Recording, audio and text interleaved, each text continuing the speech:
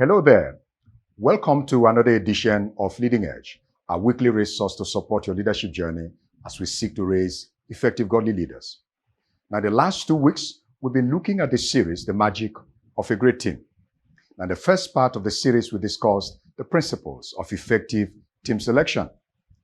Last week, we examined what I called the power of a cohesive team. Now, today, we shall take the third installment of the series as we discuss 5 ways to get the best out of your people. 5 ways to get the best out of your people. Now, the secret of any successful company or organization is typically rooted in having a highly motivated and productive team. An important part of the job of the leader is to continuously find ways to get the best out of the team, out of the people. Now, the leader's best ally in making great results happen is having a keen understanding of people. Take note of that. A keen understanding of people. And it's having great people skills, or what you call emotional intelligence. So it all starts with you as the leader. Getting the best out of your people starts from becoming your best. It all starts with empowering yourself. It starts with tooling yourself with self-awareness, self-security, and confidence and creativity in dealing with people. It starts with building yourself into a model of excellence, someone that others want to follow or work for. In a word, you must empower yourself before you can empower others. Now, ultimately, the quality of people around you reflects the quality of your person. This is because excellence answers to excellence, just as mediocrity answers to mediocrity. A crap leader will not likely attract and retain great followers. Now, even when he inherits them in a team, they will eventually leave him. Great people leave crappy team leaders in 2 broad ways. One, they can exit the team and move to some other team, right? Number 2, often before this physical exit happens, they first leave the crappy leader's leadership. They get disengaged from him. They start following and getting inspired by a quality leader in another team. So, if you want to attract and retain quality followers, what do? Empower yourself first. People don't follow people just like them. They follow people far better than them in some critical area that they seek to attain. So, let me outline here 5 ways, or what I have called the 5 E's that can help you get the best out of your team. Now, number 1, endure. What I mean by endure is spend time with your team to provide them an opportunity to suck up who you are. It starts with being available and accessible to your people. Don't be a detached leader. While a leader's detachment can help create that aura of power, it does very little in inspiring your team to be their best. Your detachment from your team will only result in your team's reciprocal detachment from you and your vision. There are 3 ways to practice endurement, to practice imprinting yourself in your team. First is to believe in them. The best way to do this is to banish biases. Now, every one of us, in some degree or another, are victims of unconscious biases and preferences. You can't be your best before the team until you step back and deal with your own biases about them. Yeah? Biases create limiting beliefs. It can make you either overrate or underrate different members of your team. It distorts reality. It can veil the truth about people and issues from you. So deal with it and give everyone a chance. Once this is done, it's important then that you take a chance on your team. Dare to believe in them. Yeah? When you fail to believe the best of your team, 2 things can happen. 1, you can't see them at their best, even when they are trying to be their best. Next, your lack of faith in them will limit them. It will demotivate the team or a team member. Now, the second part of the endure principle is just creating team alignment. It's getting the people to understand and own that big vision that you have for the team. Yeah? If you fail to achieve team alignment, even the most talented, equipped, and good team will fail in its purpose. The third way to drive endowment is to model excellence before the people and watch them become excellent themselves. If you want your team to buy into and live the vision of the team or group, then live that vision before them. The best way to imprint the vision in their minds is to exemplify it before them every day. As we say, a good example is better than the most profound explanation. Now, David raised mighty men that killed giants simply because he was first a model of a giant killer.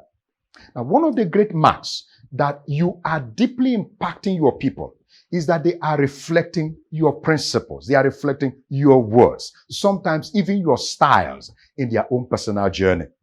Now, from that point on, you will find that over time, they will stop coming to you for direction and guidance. They will come only to share progress and to obtain feedback because they have become great in themselves. Okay, so we go to number 2E. The second E is engage. Now, getting the best out of your people requires deliberate and effective team engagement. This translates the gains of endowment that we mentioned before and modeling into a team culture. Now, let me explain it. It is at this stage you need to build into your team what you have modeled before them. So, if you're a great communicator, it is not sufficient to model it. You will need to deliberately support your team to communicate effectively through the rank and file. Don't stop at demonstrating authenticity and candor before them.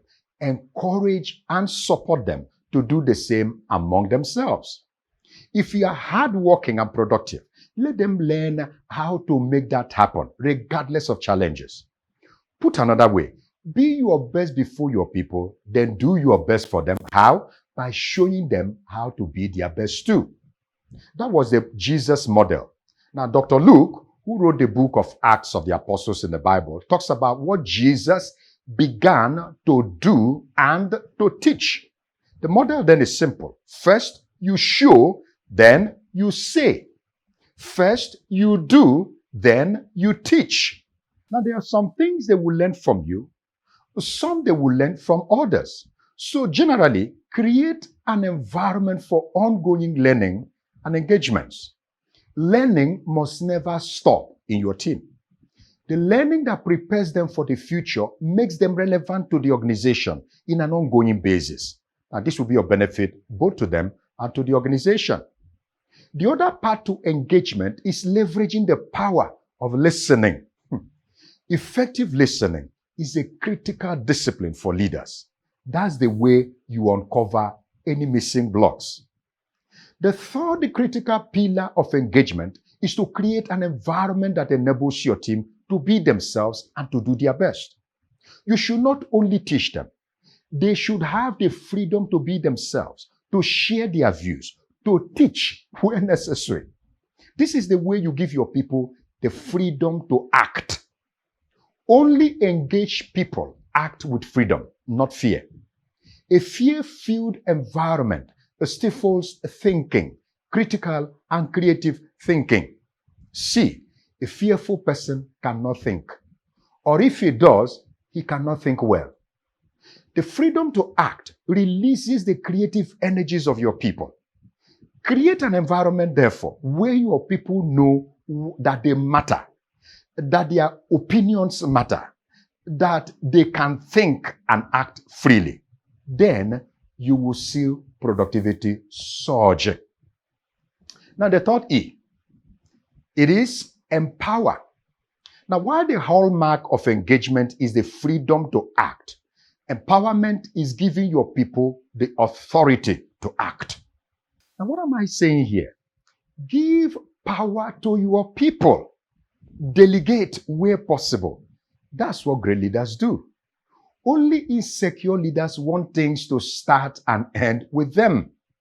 What you may not realize is that when you empower a person, you place him under an enormous responsibility to be and to do is best for the organization. So when you empower your team, you make them responsible. One, to act appropriately, and this results in proper conduct. Two, to act effectively. That results in greater efficiency. Three, to act strongly. That results in higher productivity. And four, to stretch over and beyond. That's how people deliver exceptional performance. Empowerment is done through coaching and delegation. Let me show you a few components of empowerment. One, it's okay to set goals for your team, but allow them the freedom to determine how to achieve those goals. Let them have the freedom, the interest, the motivation to improve on what they do, to challenge the status quo, and to introduce changes. Share the target and leave them alone unless they need specific help. If you are always looking over their shoulders, you dim their self-confidence, and they then become hesitant and unsure of themselves in taking even the simplest steps. Let me tell you this. If your team is always checking with you before they take action, then you must have seized power from them. Yeah? Yes, it's important to monitor their work and progress, but do it from a safe distance without standing in their faces. Avoid interferences with their approaches, their methods, their style. Otherwise, they lose themselves and simply become your shadow. Two, leverage their knowledge, ideas, and inputs. Be deliberate in creating an environment for them to make their inputs on projects. Three, learn how to separate idea generation from idea evaluation. There's a difference between the idea generation stage and the idea evaluation stage. Now, at the first stage, quantity is important. So the more ideas, the more options, the better for the team. Now take all the ideas, including ideas that are not fully formed. Ensure that no idea is shut down at this stage. Otherwise, you will stifle creativity. After this is the idea evaluation stage. This is where you seek quality.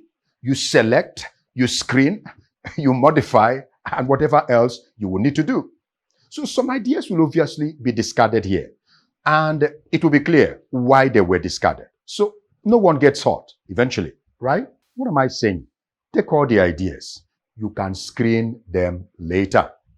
Number four, don't just listen to your team's suggestions. Also allow them to take the lead in some projects or initiatives. That's how stars are developed. Number five, learn the magic of reward and recognition. It can empower not a little. Learn to recognize good work and to reward high performance. This creates strong motivation and inspiration, both for the good performers and the rest of the team. Now, when you engage in empowering your people, you will realize that your people have more capacity than you give them credit for. And now number 4E, it is enlarge. Leaders empower and guide their people to become larger in capacity than their present jobs. In short, great leaders develop other leaders. The fact is that to get the best out of your people, you need to support their growth, help them in their jobs and in getting new skills. This may involve their picking up skills that take them beyond your team, or even in getting them better than yourself in some ways. It may sound scary, but not for a true leader, right? Leaders are comfortable to grow their people out of their current jobs into bigger roles. The leader is a breeder. Let me say that again. The leader is a breeder. The ultimate validation of your leadership is not that people are under you and continually depending on you. It is that people are developing beyond where you met them and are moving to bigger things. When you are ready to lose great team members you have raised in order for them to grow into larger and higher platforms, then you earn a place as a great leader. Okay, now number 5, energize. A true leader finds ways to decelerate stress and intensity in the team by constantly finding the magic of what we call team renewal. Now, there are several factors that can cause strain, pressure, anxiety in a team. It can just be the natural drain that comes with so much work. it can be unexpected external changes that pose challenges to the goals of the team. Work can be quite draining, believe me. It can be the extreme work pressure that leads to burnout. The typical symptoms of such a team are exhaustion, frustration, attrition, illness, and so on and so forth. Now, a drained team is agitated. It is irritable and discordant, right? In such a team, quality work and strong output become hampered, right? It goes without saying that team renewal is critical if you must get the best out of your team. Renewal is the ability to create time for personal and corporate reset and recovery. It is to create an environment that enables the team to reflect and respond to any internal and external pressures, challenges, and changes. Now, to energize and renew your team, you need the capacity to listen and respond to feedback personally and as a team. You need to demonstrate awareness of events in the internal and external environment, and you need to possess the capacity to respond appropriately. You will need to drive up team energy and motivation. So create a sort of downtime to enable the team unwind, to relax and step back for reflection, reappraise itself, and form some fresh perspectives. Team renewal creates a rejuvenated team that is able to sustain alignment, cohesion, and ultimately productivity. Great.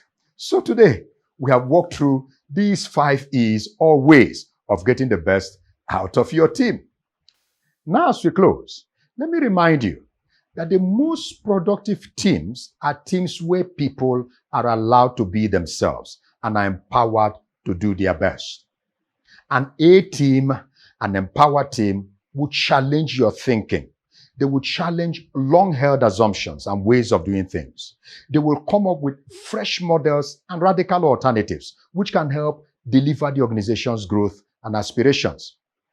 If your people are not challenging your thinking, if they are not challenging the way you do things, then there is something you are not doing well. The other thing about a strong people, an A team, is that it liberates you from work. A leader is someone who gets things done through other people. Don't forget that. A leader is someone who spends a substantial part of his time in 3 critical empowering activities. These are challenging, connecting, and celebrating his or her people. Such leaders avoid the temptation of engaging in what I will call disempowering activities like controlling, commonizing, and condemning team members. If you are not empowering your team, you are not yet leading. And if you still do the work yourself, your leadership is yet to start. So place premium on your people. Then watch them give you their best. Have the courage to empower your team. That's the easiest way to get a star performance from them. I challenge you today to enable your people bring out the best in them. That's how to unlock the magic in your team. Great. So here we come to the end of the session, and I hope it's been helpful to you. Now, if you have not been following us on all our social media handles, please do so today. I'm very sure there will be materials that can enrich your leadership experience. I want to particularly encourage you to subscribe to our YouTube channel. That is where you get the full text of what we have been training on. Okay? Thank you today for joining us. This has been Leading Edge.